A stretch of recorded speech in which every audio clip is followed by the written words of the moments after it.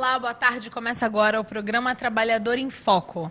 No programa de hoje, afinal de contas, 15 de outubro, Dia dos Professores, vamos conversar com dois professores que respondem pelo Sindicato dos Professores, professores Frederico Fadini e Luiz Alberto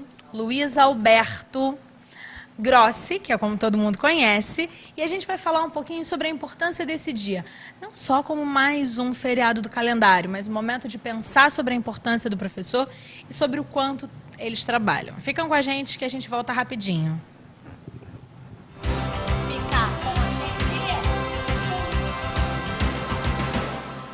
A APPO existe há quase 25 anos e se dedica à assistência de pacientes com câncer e familiares, realização de eventos beneficentes e educativos para a população. A Casa de Apoio recebe pacientes de toda a região e oferece acolhimento, alimentação, lazer dirigido e muito mais. Em outubro, a APPO vai colorir a cidade de rosa num grande abraço em prol da prevenção e detecção precoce do câncer de mama. Prepare-se e faça parte dessa campanha.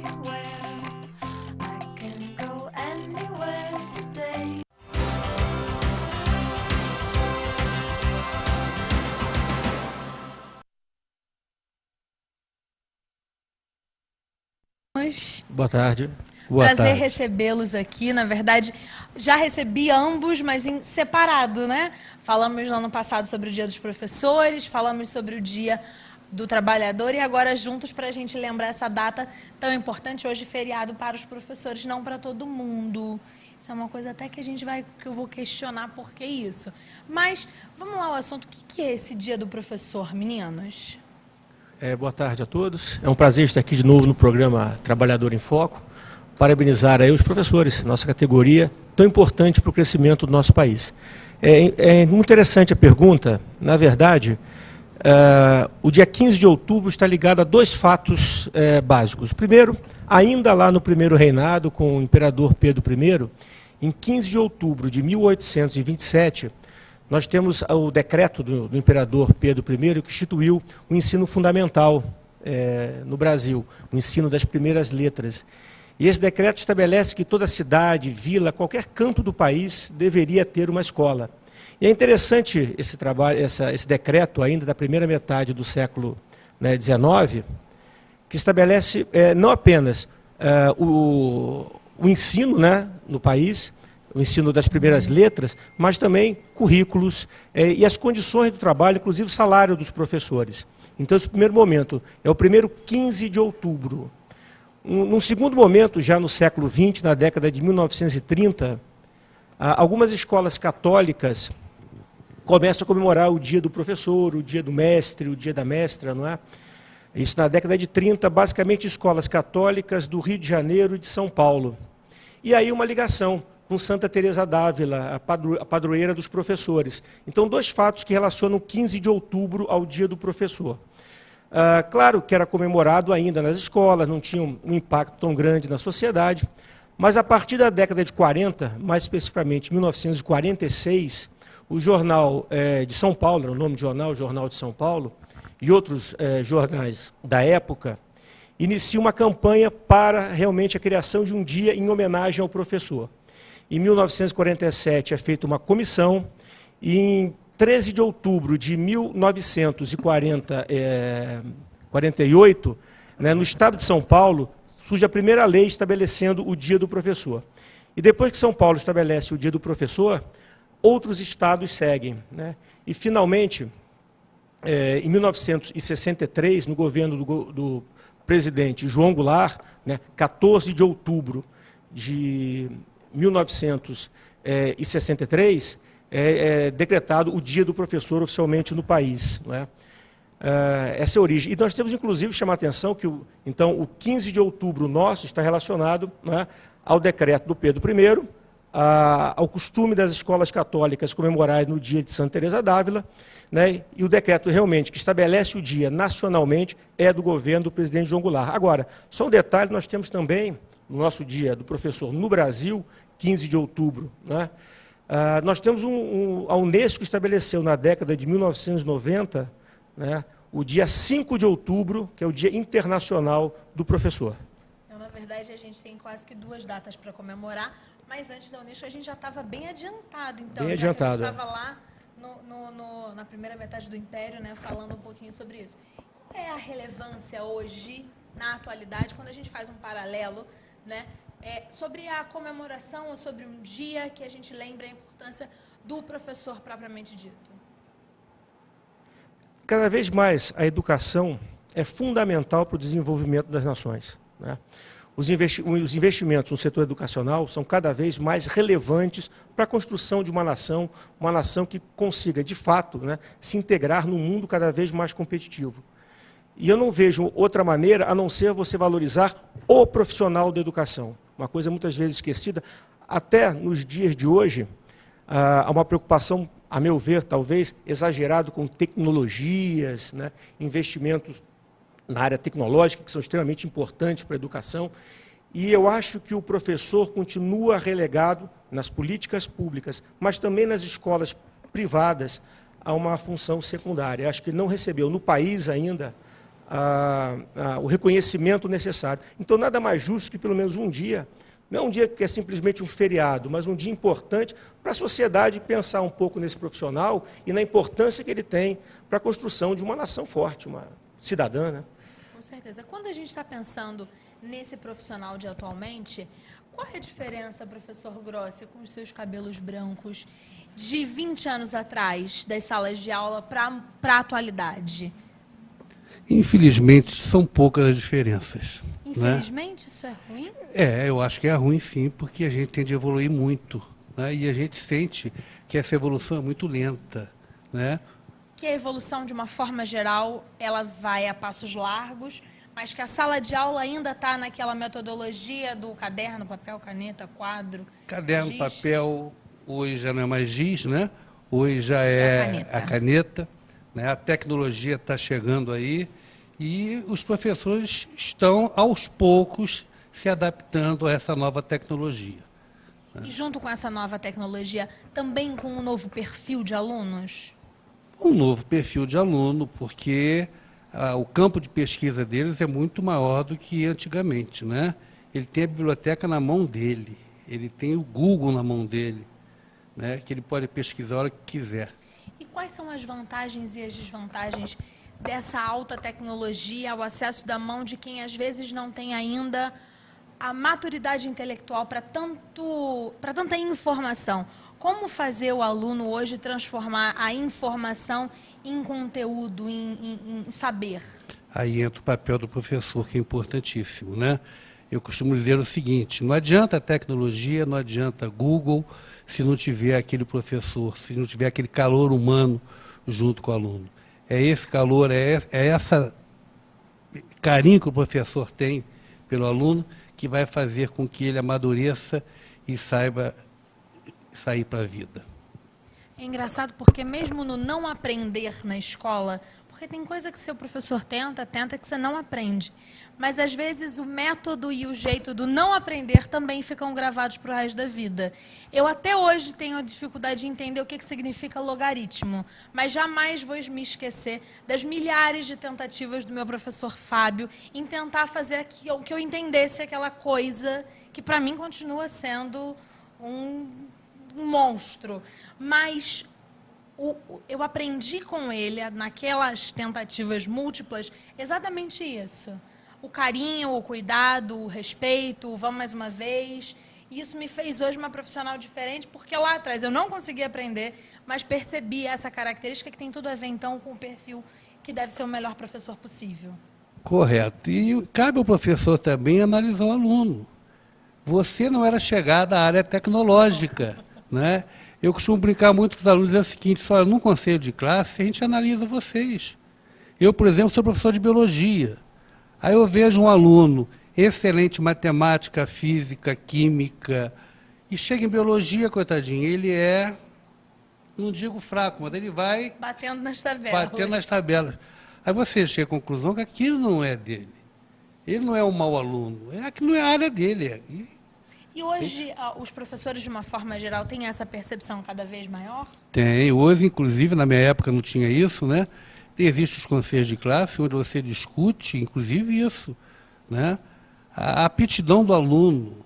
Eu vou citar um exemplo que eu tive uma vez, no colégio de aplicação, tem muitos anos isso, eu tenho 41 anos de magistério. Eu tinha um aluno excelente, tá? Um aluno espetacular, mas péssimo em biologia. E um belo dia teve um concurso de poesia na escola. Como eu estava na escola, foi na hora da minha aula, eu desci para assistir o festival de poesia. E esse aluno fez uma poesia que conseguiu me emocionar. A interpretação dele foi um negócio fora de série. Qual foi o resultado disso? Ele foi aprovado em biologia. Biologia não tinha nada a ver com ele, entende? Então essa percepção que é importante, é que os professores têm esse dom, a maioria tem esse dom, né? Eu vou citar aqui uma frase de um falecido professor, foi inclusive presidente do Sindicato dos Professores, Magister non fit, nasce tu, ou seja, professor não se faz, nasce feito. Nasce para ensinar. Não adianta você querer pegar um sujeito e falar, você vai ser professor. Ele tem de nascer com esse dom. Maravilha. Após essa frase maravilhosa, a gente vai fazer um breve intervalo, volta no próximo bloco, entendendo um pouquinho sobre o trabalho do sindicato e falando sobre as comemorações do Dia do Professor aqui na cidade de Petrópolis. Fica com a gente.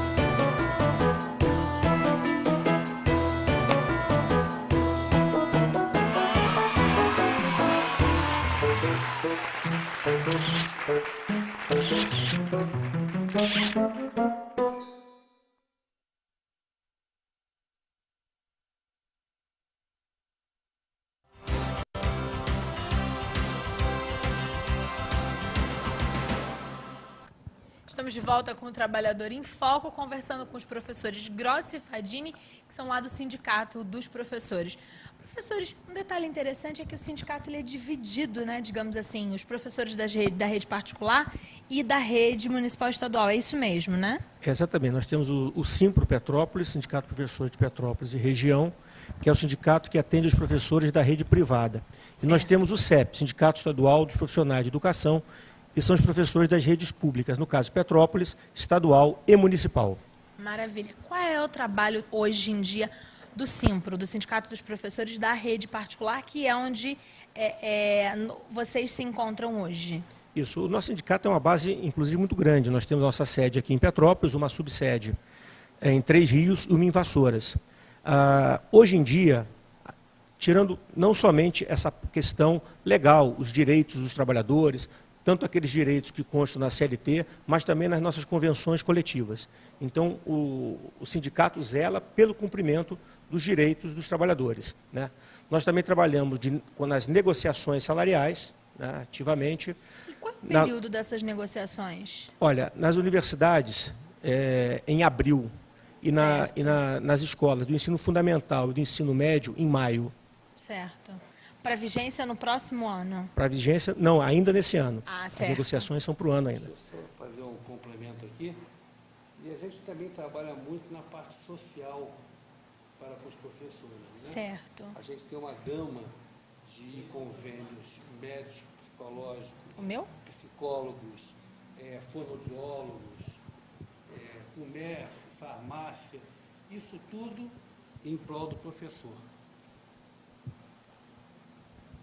Isso tudo em prol do professor, entende? E a gente tem uma luta muito grande na isonomia salarial dos professores. A nossa maior luta, não só em Petrópolis, agora vou falar já em âmbito nacional, é da isonomia do professor. A professora da educação infantil e o professor do ensino médio são professores. Tá? Então, não vejo o porquê um ganhar mais do que o outro. É o sonho do professor que trabalha lá nos primeiros anos de chegar no ensino médio porque vai ter uma renda maior porque lá paga mais. E, na verdade, o sonho, o desejo do sindicato é que todo mundo tenha o mesmo piso e teto. O mesmo piso e teto, isso pode ser dado de acordo com a qualificação do professor.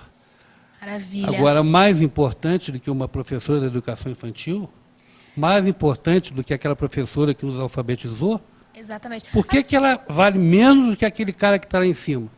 Até porque, na maior parte das vezes, crianças que tendem a gostar muito de escola, de estudar, tiveram excelentes formadores intelectuais lá no começo. Não só professores, mas formadores, porque, né, dão um prazer tão grande de você estudar, ler. Eu lembro até hoje da minha tia Sônia, né? E por que não tia Sônia ganhar a mesma coisa que o Fábio, né, meu querido de matemática, que já não está mais com a gente. Mas que ações mais o sindicato pensa em prol dos professores aqui em Petrópolis? É lutar pela melhor qualidade de ensino, tá? Por uma qualidade de ensino digna, lutar por melhores salários, certo. Tá? E lutar pela dignidade e respeito ao professor, que é fundamental. Hoje a gente está passando por uma fase, eu não vou dizer em Petrópolis ainda é bem tranquilo, mas que o desrespeito ao professor está aí para qualquer um ver. É professor apanhando de aluno.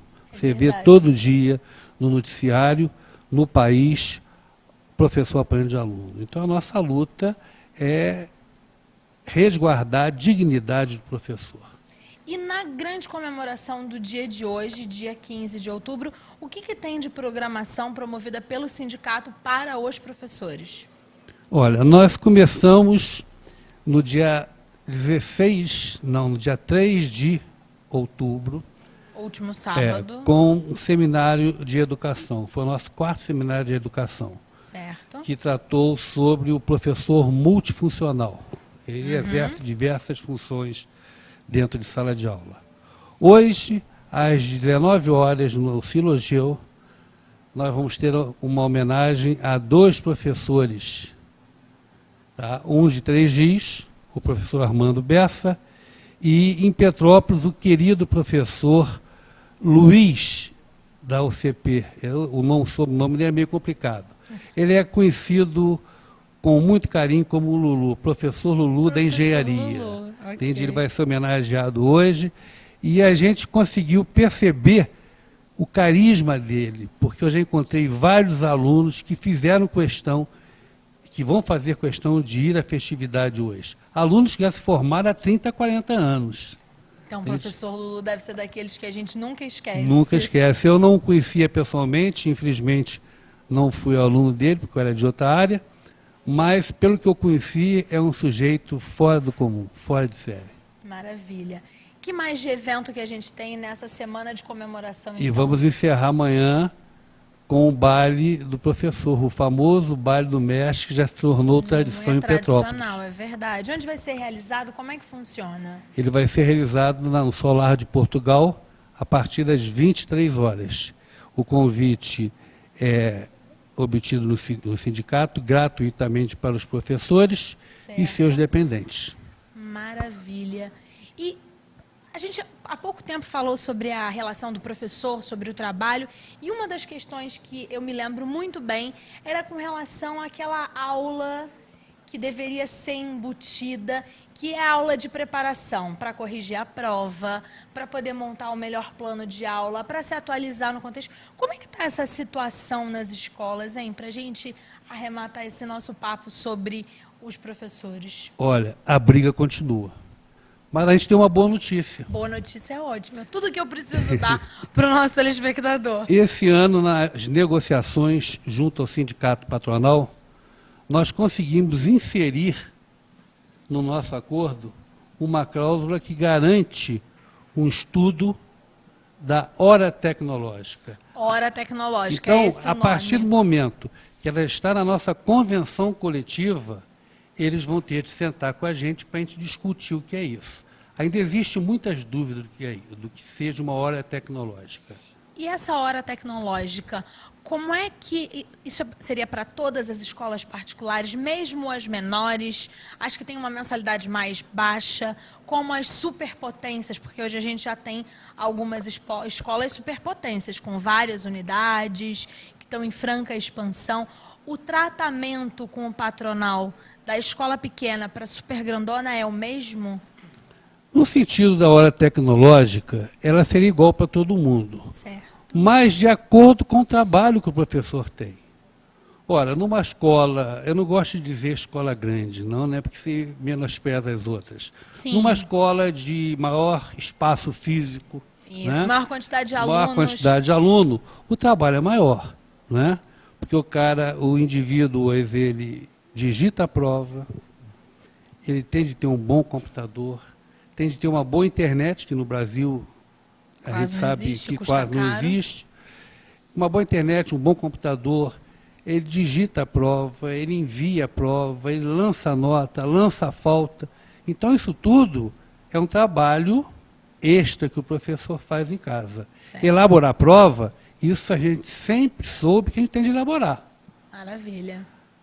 Digitar a prova, nós nunca digitamos. No passado, a gente pegava a prova, entregava para a escola digitava, mimeografia, álcool, né? Aquele mimeógrafo álcool, eles faziam aquilo tudo e resolviam o problema. Hoje a gente faz tudo, entende? Agora, numa escola de porte menor, esse trabalho vai ser menor. Então, a nossa discussão nessa comissão paritária, para discutir essa área tecnológica, é justamente esses parâmetros, entre a escola grande e a escola pequena, né? Como é que a gente vai agir com isso, o que é hora tecnológica, como é que vai ser paga, o professor que dá 10 aulas tem um trabalho, o outro que dá 2 tem um trabalho bem menor. Então vai ser tudo proporcional. E acredito que a escola pequena não seja prejudicada, porque se for na proporcionalidade, a escola pequena vai ter um gasto muito menor. Maravilha. De que forma que o nosso telespectador, que é professor e que não faz... Todos os professores obrigatoriamente fazem parte do sindicato? Como é que funciona isso, para a gente terminar o nosso papo? Não, todos os professores. Nós temos 95% dos professores das escolas particulares de Petrópolis filiados ao sindicato. É um número super bom. É um número excelente e a gente serve de exemplo, às vezes, para muitos sindicatos do país. Mas por que o professor, por que a gente tem 95% de professores filiados? É devido ao trabalho que o sindicato faz em prol deles. Há 30 anos atrás, há 40 anos atrás, quando eu comecei, eu escutava muito dizer que sindicato era um órgão reivindicatório, de reivindicar salário, reivindicar qualidade de ensino, etc. Mas as coisas mudaram. Hoje a gente luta pelas reivindicações, mas ao mesmo tempo oferece aos professores uma série de vantagens que não deixa de ser um ganho indireto. Maravilha. Como é que esses professores podem obter mais informações? Porque o nosso programa está chegando ao final. Ele pode nos visitar no sindicato, tomar um café com a gente, será um prazer muito grande, na rua Floriano Peixoto 239, ou pelo telefone 2243-6740.